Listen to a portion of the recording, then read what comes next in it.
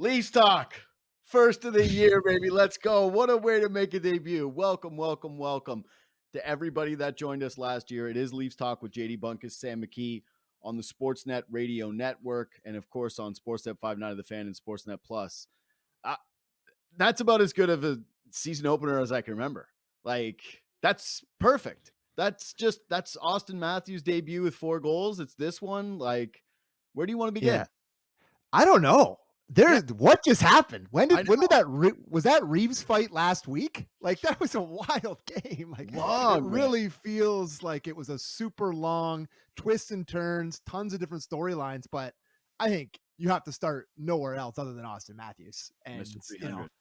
Mr. 300. I think, did you see the thing I retweeted today with the company he's in for fastest? I think for 300 goals in less than 500 games. Just like the list of guys is unbelievable. It's all the best guys ever, basically. It's Wayne Gretzky, Mike Bossy, Mario Lemieux, Brett Hall, Yari Curry, Teemu Solani, Pavel Bure, Alex Ovechkin, Maurice Richard, Tim Kerr, Luke Robitaille, and Austin Matthews, and that's the list. Like, this guy is truly in rarefied air. For him to come out on the opening night of the season after he signs a huge extension that was much talked about, score a hat trick, including 2 in the last minute, both pretty filthy. That one sneaky one along the line, patience on the second one. Just an incredible night for 34, an incredible night for the Leafs. Yeah, buddy. I don't really need to know the list when a guy is 26 years old and he's got 300 goals. Like, my guess crazy. is that, the list I'm guessing though is going to be pretty good players. You know, he's 26. He signs that massive deal. It was actually kind of like a pretty quiet offseason, all things considering, for him, right? Like, there weren't a lot of people hand-wringing over the contract. I think there was a little bit of debate about the term, whatever. But I talked about this with Bourne today on my podcast, just how I think that there would have been some pretty major Matthew storylines if he came out of the gate looking like the guy that played for the Leafs last year, right? Which was, 40 goals. It's a good player, but it reminds me a little bit of the conversation we had about Vladimir Guerrero Jr. all year, right? Where you're going like, these numbers are fine and it's good, but it's not what you're expecting from someone who's supposed to be great, who's supposed to be one of the best 5 players in the game. Like, that's what you expect from one of the best 5 players in the game, is a night where it's up and down, it's a bit sloppy, and he just finds a way to show you the special skill set, which is that wrist shot. Like, all the talk about Bedard the last couple of days, rightfully so, but like, this is the guy with the shot. You saw it. Yeah, I thought that in general, even outside of the 3 goals tonight, like, he's just noticeably Austin Matthews more than he was, I think, at any point of last season. He clearly had stretches where he was really good last year. He still scored 40 goals, but tonight he was his dominant self. And I thought that line in general with Marner and Bertuzzi, bit of a slow burn in the preseason, right? Like, I think that was a big conversation with how they hadn't really formed a lot of chemistry. I thought as the game went on tonight, like, you could just start to see the sort of the bubbling of a good line starting, and those 3 guys really starting to buzz together. Like, Marner and Matthews both looked so good tonight, but Matthews in particular, he looks like MVP style himself. He looks healthy. He looks fresh. He looks motivated, new contract. Like, this is as good as it could start if you're a Leaf fan with Austin Matthews and hoping for him to have a big year. Like, he just looked unbelievable. Dude, he's like, it's conference now, right? Sid 36, 35, 35. God, we're old. He was born in 87, so he's 36. He's 1 year older than me. Yeah, so he's 36 years old. Like, the Bruins, they're supposed to take a step back this year. The Lightning supposed to take a step back this year. I think a big part of what makes the Toronto Maple Leafs contenders, or like, I shouldn't say contenders, but makes you most optimistic about their chances to win the conference, is that they're supposed to have the best player in the conference. And that's who he was tonight. And you're right. I don't think that it was just the goal scoring, right? This wasn't just like opportunistic ones. Like, the first one's just a nice power play goal. He snaps it. It's a good finish. It's nothing really too special. I love the one that you referenced, the just like quick sneaky snap by the goal line. That was the prettiest one to me. That's the one I enjoyed the most tonight.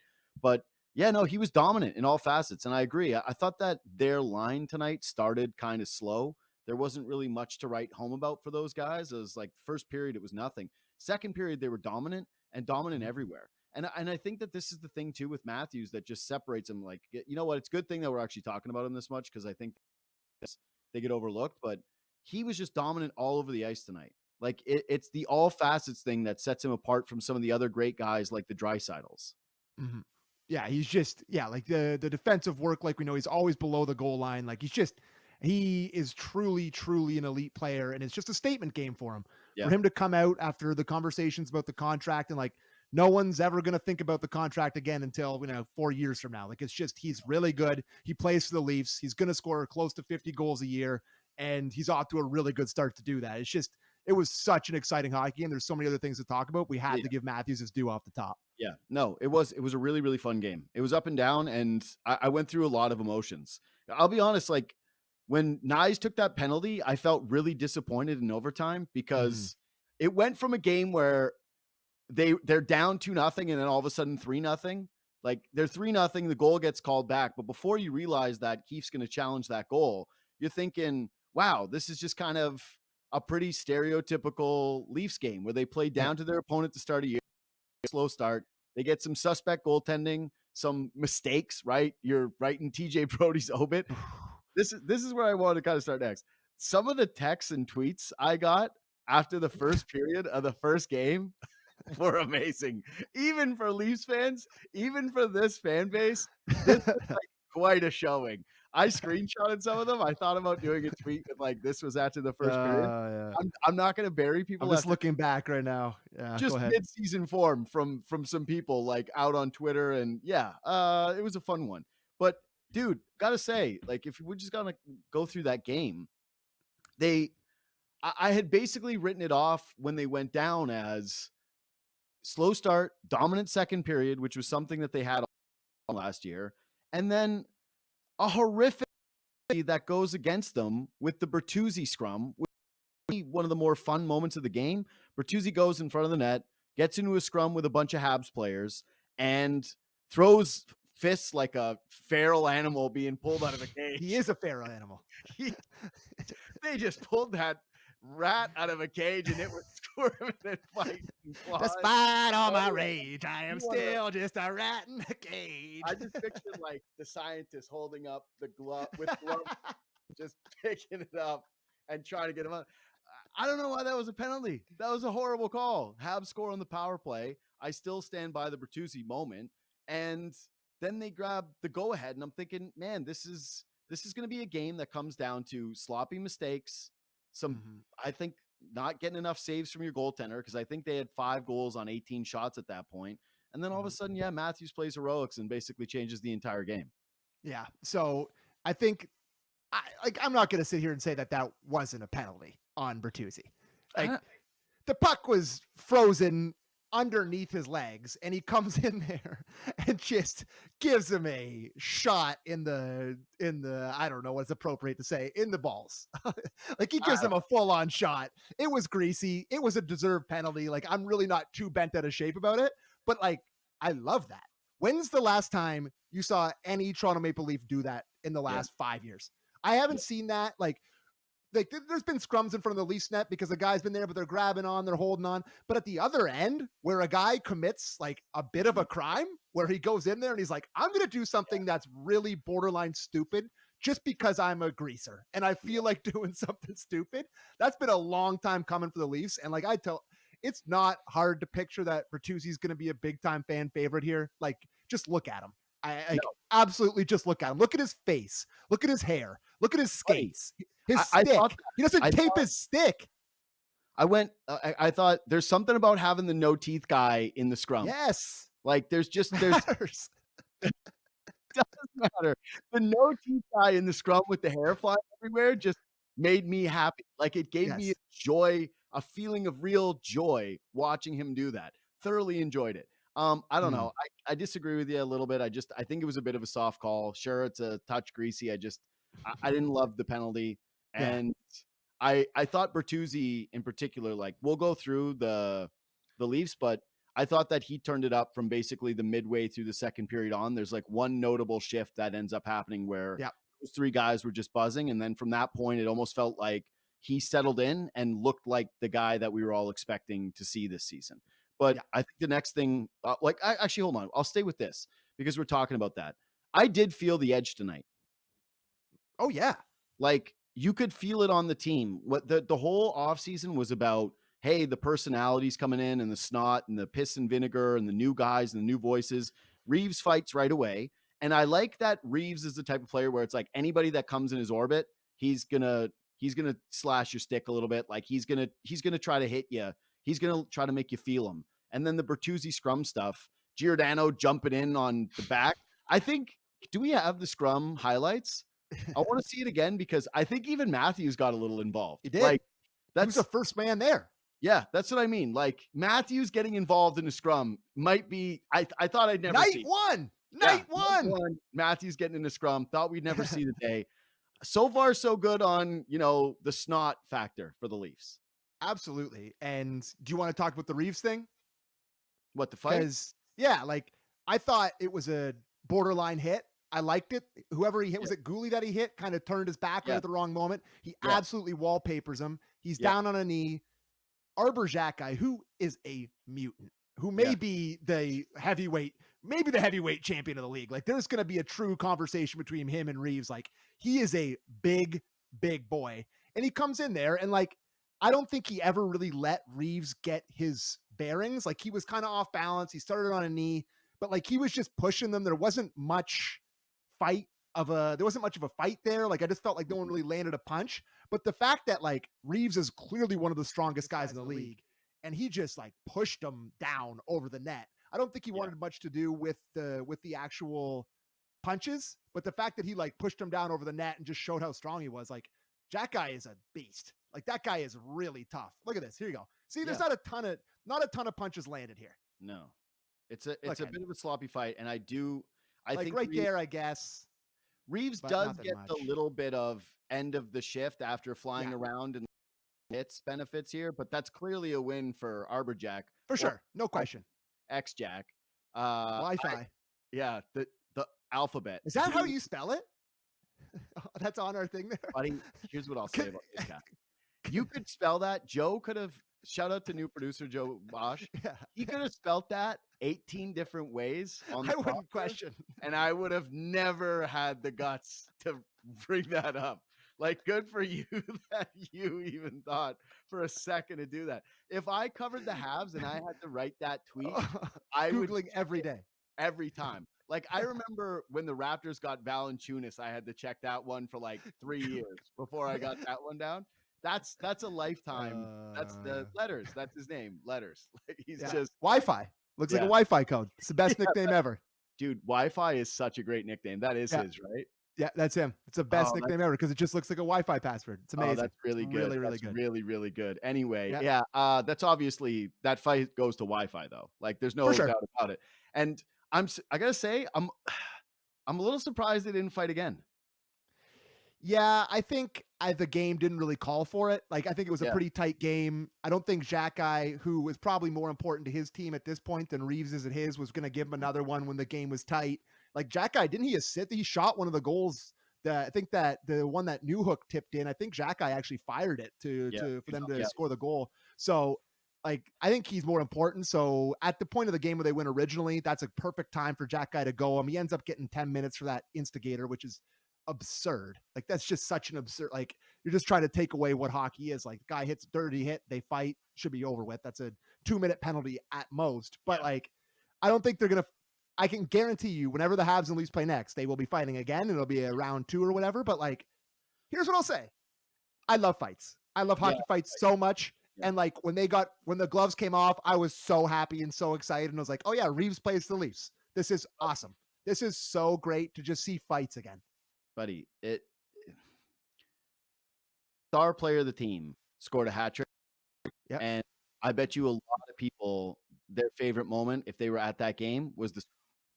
Yes, of course. Well, I mean, the tying goal is pretty great, and then I'm just saying that it would genuinely be conversation. Anyway, this show, we're off to a red hot start. We're uncling hard right now.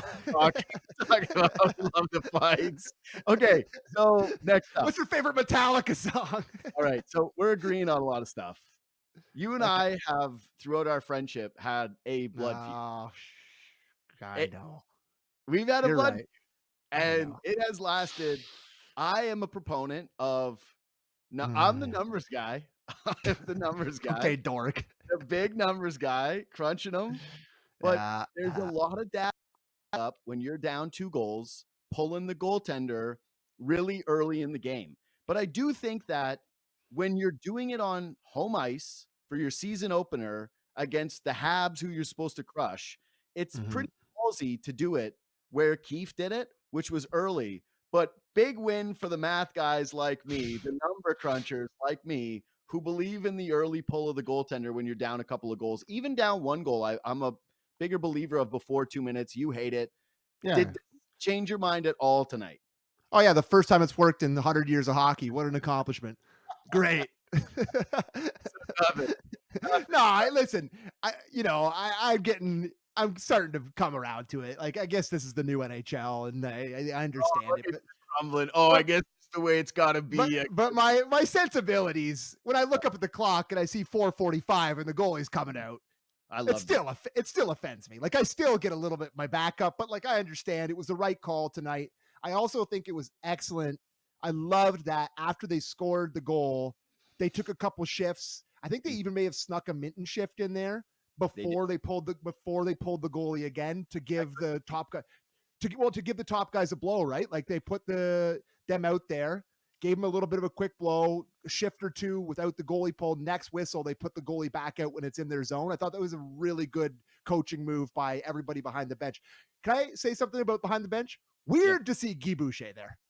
Like, really, like, I kind of forgot. Like, I didn't, because we were talking about it on Real Kipper and Born today and whatever, but like, seeing him there was a little bit jarring. I was like, oh yeah, he's there.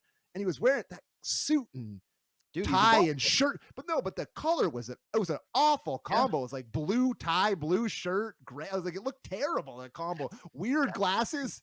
He's a weird, I don't know. He's got the scar and the outfits and the style and the look of a supervillain. Like, he genuinely looks like he's about to tell Bond that he's got 45 minutes before the bomb goes off. Yes. Like, I love it. Playing him in poker. Yeah. Yeah, 100%. He's got Bond's girlfriend tied up somewhere. Yeah. Like, that's just Guy Boucher. I loved it. I thought it was gutsy. I'm a believer in it anyway, so obviously this is confirmation bias. And yes, it doesn't work most of the time, but when it does, I'm going to say, like, hey, the math backed it. But I will say it does make the decision a lot easier to do when you have Austin Matthews, William Nylander, John Tavares, Mitch Marner, Morgan Riley, and John Klingberg, which brings us to, who was your favorite new Maple Leaf tonight? Because I think there's one answer only. Yeah, it was Klingberg. Not sentimental, impact-wise. No, it was Klingberg. He was pretty good tonight. And I think there's been a ton of talk about what he was going to look like and the defensive woes, which you can definitely see him going back on a puck in his own zone is clearly not going to be really enjoyable all the time. And there's going to be some gaffes. But, buddy, like, you see what tantalizes people here. Yep. The guy snaps it. Like, he absolutely snaps it around. Head up, snap on the power play. They're just moving so much quicker out there. They're just doing things faster. He's finding the right guys. He's just snapping it on net the right time. Like, there's something to be said for a power play guy that just has the feel. And that's the thing with Morgan Riley, that he's never really had the feel. Like, he's got pass when he should shoot and shoot when he should pass syndrome. Like, he doesn't do it right all the time. And it just seems like Klingberg has the feel to be a power play guy. Like, I know that there's going to be times where we can't stand watching him play this year, but like, on the power play and offensively, guy can snap it. And he's big. He's a big guy. Like, he's a lot bigger than I remember him being. So he's one of those signings second the season starts. And I know he's going to have frustrating moments. And like, there was one when the Leafs were on the power play and he had to go back and retrieve a puck. And he's got a forechecker on his back. And I was just full going over the bridge, holding my breath. I hated that moment. On the goal, which was it, the third Habs goal where Domi failed to clear? Yeah. He was swimming around in his own end a little bit and looked pylon-ish. And I think it was later in a shift too. That puck's got to get out. Like, he's reading that puck's going to get out, and then he completely has to go back. Like, that puck's got to get out. 100%. Like, 100% that one's not on him. All I'm saying is there were at least a couple of moments where you could see the flashes of what's bad. But this was a signing where I went, it's one game. Oh, right. The Leafs wanna play with a bit of a different style. They wanna Mhm. snap the puck. They're not doing a lot of D to D. They're just going like, "Hey, you got it? Snap it up to the forward. Snap it up to the forward. Snap it up to the forward." They're gonna play with pace this year. They're gonna have a different kind of jump.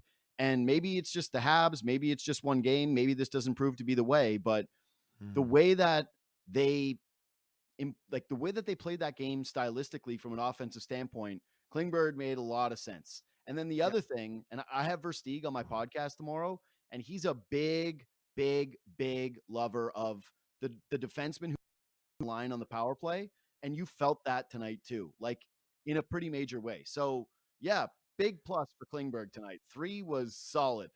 Do we get to just extend Hall's dolls to something with Klingberg's just like the defending of the 3 guys, like Yeah. I of I calling don't them know. boys? I mean, I was Try trying to to the Klingons? How's Yeah. that? Yeah, the Klingons is all right, but it does remind me of poo. Yeah, Yeah. 100%. It's As like soon I as I said it, I'm like, "That's a Kling." The Klingers? yeah, I was gonna say, I feel like there was like a joke from our Uh, childhood about Klingons being so poop. Yeah. can I say we've done all positive things? Can I say that they might need John Klingberg way more than they should have because the rest of the decor may be looking a little shaky, bud? Dude, one of the bad stories of the game to me is Mm, they had 3 egregious errors that led to goals. Domi, absolutely. 2 chances to clear, can't get it done. TJ Brody just Boy. a tire and like, what the hell was that? And then Timothy Liljegren had one like exactly like that last year near the end of the season, and I got deja vu to it. But Mhm. yeah, I'm hoping you just chalk that up to this is the rust of the offseason and that you don't see a lot of that. But I also thought maybe this is part of the byproduct too of the defensemen that are trying to make quicker decisions now, like as part of the coaching mandate. I don't know. Like, what's your read on it? Well, I just the thing that scares me, and we had a flash of it in the third period, I think it was, when Riley kind of got dumped and crashed into the end boards Oh and yeah. like was slow to get up. It just feels like this baby's on a knife's edge. Like one of these guys goes down, and it's who is it?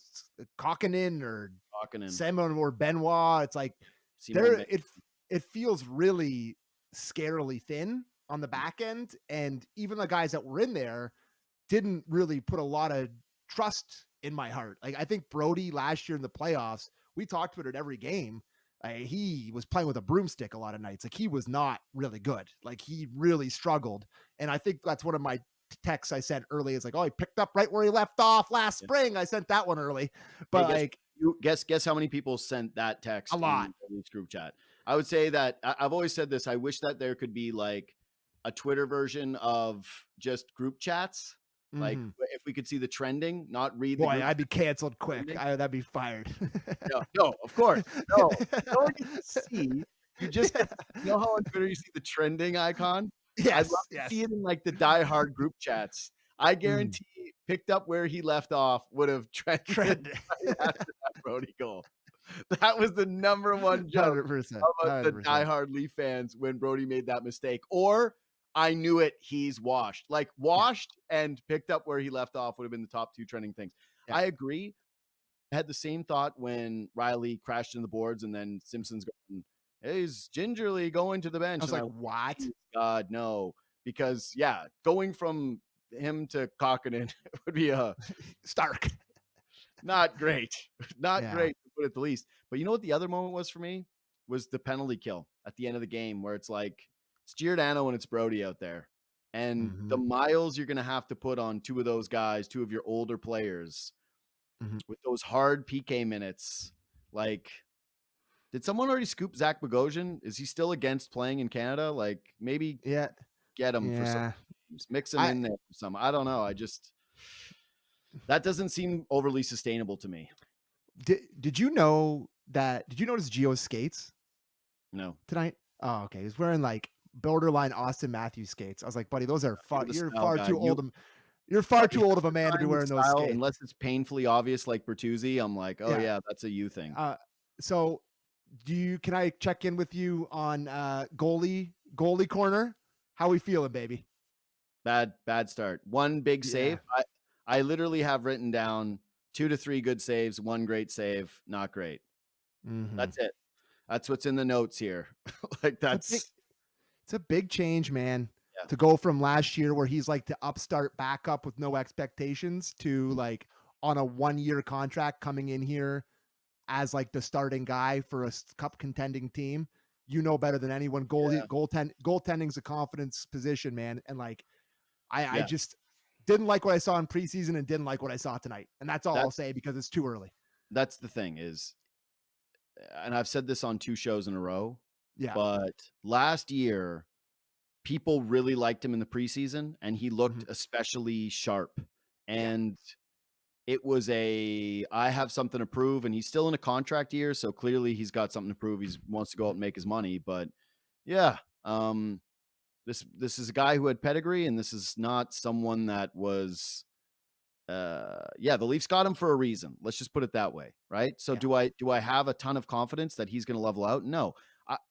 It's hard because it's one bad game. It's a Mhm. tough preseason. Woll was also really bad in the preseason. Like neither goalie really showed out.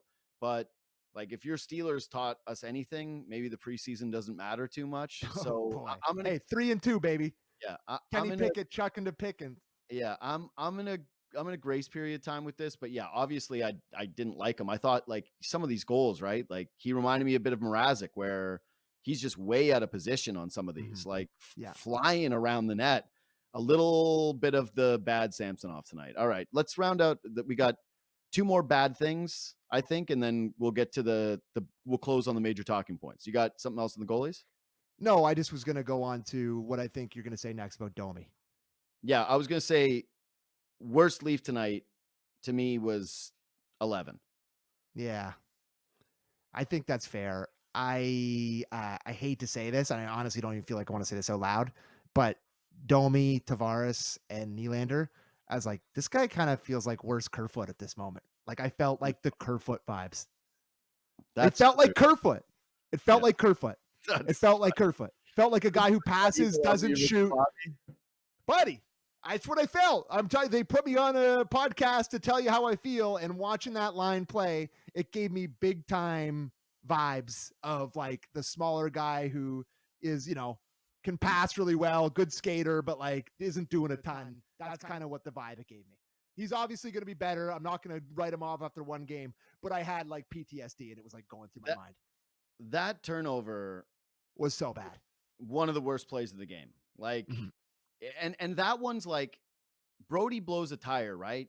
He falls down. Like it's a mistake, but it's a big time just screw up moment. Liljegren, same thing where it's the puck doesn't leave his stick in the right way. I don't know what the hell because he's done it before. But this one just seemed sloppy and lazy, and I don't know. There's something.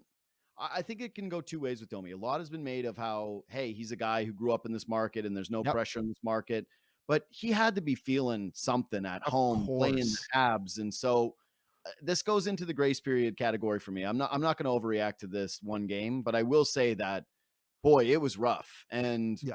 when the game was getting tight How much and did they he were down play 2 tonight? goals, I'm not sure he got on the ice for the 6-on-5. Yeah, I'm just looking at his ice time for tonight. Just bear with me here. Like Yeah, he did get bumped for Nyes at the end of the game. But like yeah, the 6-on-5, that shift that they got in Bertuzzi and he got to 11:39 tonight for Domi. Like that's not yeah. Fraser Mitten played 11:32. that's So that's what I mean. And I was gonna say, and I thought Minten was the other worst player. Minten looked really overwhelmed. holy, did he ever? I thought I thought maybe he might be on the first flight back to Kamloops after tonight. Yeah. I was like, holy man, like this guy had a good preseason, great story that he made camp, but like have fun in the World Juniors, buddy. Like it just didn't. It's true. Like it was a great story. He had a great preseason, but like as soon as it became the regular season, it's like, oh my god, every shift, it's not great. Yeah. I did So, think that if Pontus Holmberg and Nick Robertson were watching this game, they oh were my looking god, at they were looking at Domi and Minton going, "Well, we could do that. Like I we was could like, we could replicate those numbers if that's what it." Pontus was like, I'm signing that offer sheet that I'm getting. I'm going somewhere else. Yeah, the offer sheet, the Pontus offer sheet. Oh man, I hope his agent sent him you and Kipper doing that clip and was like, "Maybe we done it." The Conor McGregor clip, the clip. Yeah, I thought it was a pretty rough night for Minten. Obviously, you're going to give him another game. Like this is the luxury of being the Leafs, where you're this group. But after tonight, I would set, if you had to do the Vegas line of does Minten get to 10 games, I would say no would be minus 10,000. Like yes. It might not be on the board. No, yeah, you might not, like you might have to bet $1 million to win $100. Like it's not. I don't think it's going to happen for him. I'm fine with the Domi thing. I just think I know what Domi is as a player, and part of the rep with him is that he's a bad defensive guy who has those kind of errors in his own zone. So I think he'll be frustrating at times. You didn't see him, at least the one thing I'll give Domi credit for is he didn't have like a Dumbo moment where it felt like he needed to insert himself in the game, and I think that's like a little bit of the veteran presence. He didn't go, well, I better throw a big hit and take a stupid penalty. Like, he didn't have one of those. Didn't have a force it moment. So credit to him for that. All right. Now for the most important thing. Yes.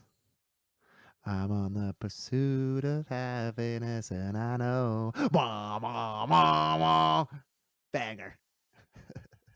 So the report I said on your guys' show today. Oh my God. Have you ever seen anyone more mad than Kimber? No, it was honestly, it was one of my favorite moments in podcast history. I was watching it live, and they go from you breaking the news to Kipper's face of just pure disgust, and then his take of they had meetings, like a song that says the goal scorer to say what they don't even have a goal song was amazing sports talk radio. I really did enjoy it. Thank you. Great show moment. So there's supposed to be multiple songs, which is weird because I feel like this is if you have 2 quarterbacks, you don't have any. This is if you have 13 goal songs, you don't have any. So here's what they're going to do. This is obvious. Here's what they're going to do. It's obvious. They're going all year. They're going to do all these weird games. I mean, I was today years old when the Leafs, I found out the Leafs had Throwback Thursday. Like, I didn't know that was even a thing, but I guess they do. So Throwback Thursday is a thing. They're going to have the different one for next generation. Instagram trend from like 15 years ago. Like, we're on it. Aren't we hip? So trendy. Hashtag follow Friday. The Leafs are the most Canadian thing ever, where it's like, hey, the trend that happened years ago, we're finally doing it now. It's really some Canadian stuff. So they're going to throw in all these different goal songs. They'll probably play like a classic rock one at some point. They'll probably play like a Bieber one for the next gen game. Like, they'll do all these different things. And then they'll do a vote at the end of the year, and we'll head into playoffs, and whatever one is the most popular one, they'll vote on it, and that'll be the permanent one. That's what's going to happen.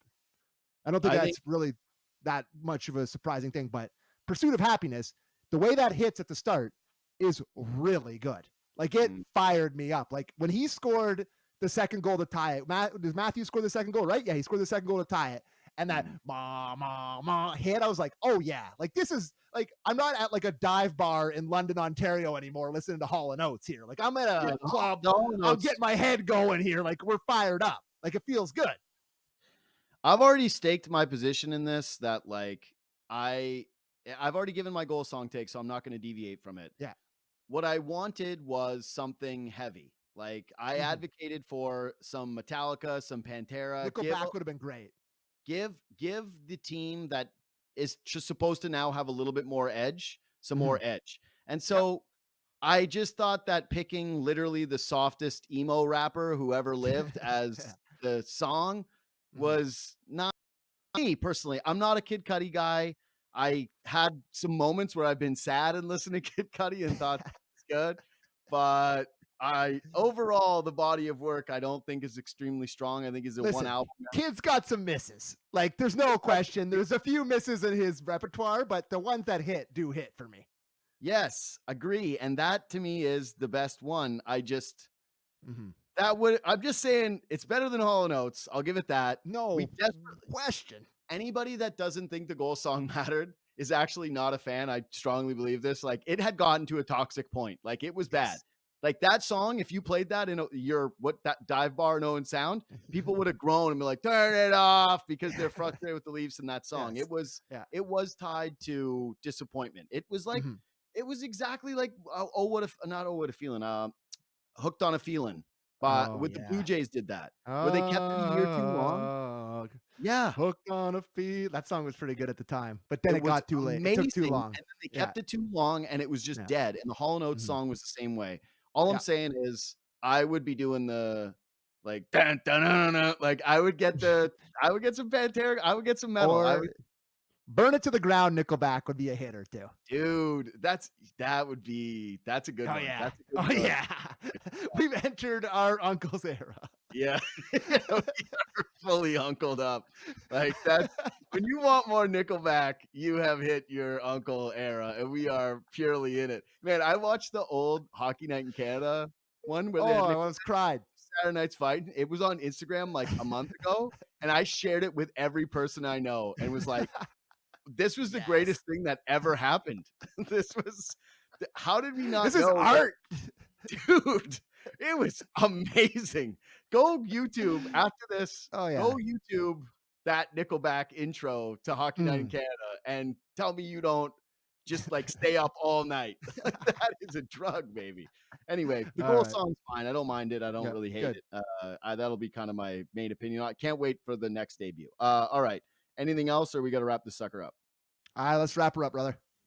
Yeah, I'm just ripping through this quickly. Yeah, I'm not going to dunk on the crowd. It was a quiet crowd, but yeah, whatever. It's Toronto. Okay, yeah. This is Leaf Talk on the Sportsnet Radio Network. No, I Sportsnet just 5. saw an amazing tweet, but quickly, can I get this one in? Yeah. Matthews is asked about what he thought about getting a hat trick tonight while not playing his best game. Honestly, I don't know, Steve. What? Listen, I love the question. that's. Opening night. That's so good. Do you know the stones that takes to Oh stand my God. in Matthew's No, face? people don't get it. People don't get how incredibly stone filled that is to say that. To stand in front of a guy who's 300 Yeah. hat trick opening night, his team won a hockey game, and say, wasn't your best night, but how does it feel to score a hat trick? It's honestly, that might be my favorite moment of tonight. Agree. It's incredible. That's play that as the goal song. Yes. That is 25 out of 10 good. Like, Love it. I just Love picture it. Matthews looking at his face just stoked. This is not parody. You know, like if you were doing a parody question, you wouldn't be that funny. Like you wouldn't No. be able to write that. That's like No. when Trump, when they were like, yeah, they can't parody Trump because it's just like he's already like he ruined SNL because they can't do it funnier than he is. That's Exactly. except for sports reporting. Like that's I love it. anyway. Subscribe to this podcast. Leave 5 stars. All right. Share it on your socials. Tell your friends. Yeah, I don't know. Play it again. Watch it on Sportsnet Plus. Do all those things. Tell your family. Tell your friends. Get a Sportsnet Plus package. And then, yeah, we'll see you on Saturday night after the Wild is game 2. Yeah. Yeah, weird. Thrilling. Yeah. But then the next week, boy, it's Panthers and Lightning right out of the gate. That's hot. And Bedard. Yeah. Bedard. Yeah. A week of Bedard, Panthers, then Lightning next week. So that's going to be a hot. Go. Subscribe so that they just automatically come on your feed. All right. Thanks for listening. Thanks for watching. For JD Bunkis, Sam McKee. We'll see you Saturday night.